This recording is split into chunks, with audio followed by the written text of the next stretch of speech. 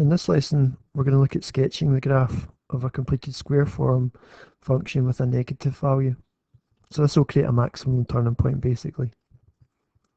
So it's very similar to the lesson we did before. We're still going to find the turning point. We're going to look at where the axis of symmetry is, and we're also going to look at the y-intercept. So let's start at the turning point. So the first thing we need to do is work out the x value. This makes the bracket 0, so that would be a 4, and that would leave a 5. So the maximum turn point will be at 4, 5. The symmetry line is always the x value of the turning point, so that will be x equals 4.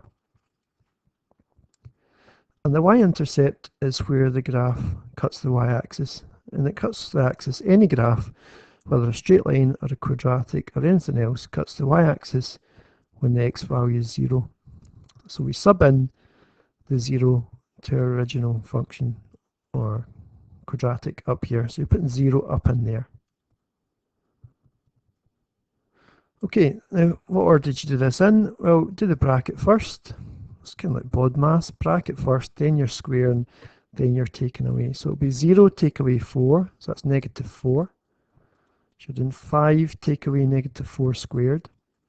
Square this, which will give you a 16. So it's 5 take away 16, and then finish it off with negative 11. So the y-intercept is at 0 minus 11. So if you're to draw that, just draw your x and your y-axis. You don't need to draw 1, 2, 3, 4, 5, 6 and so on and mark all the bits in.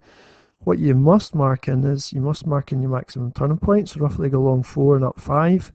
You must mark in your axis of symmetry, and you must mark in your y-intercept. So there's my graph, it's a maximum turning point at 4, 5. My line of symmetry is in, x equals 4, and it's cutting it minus 11.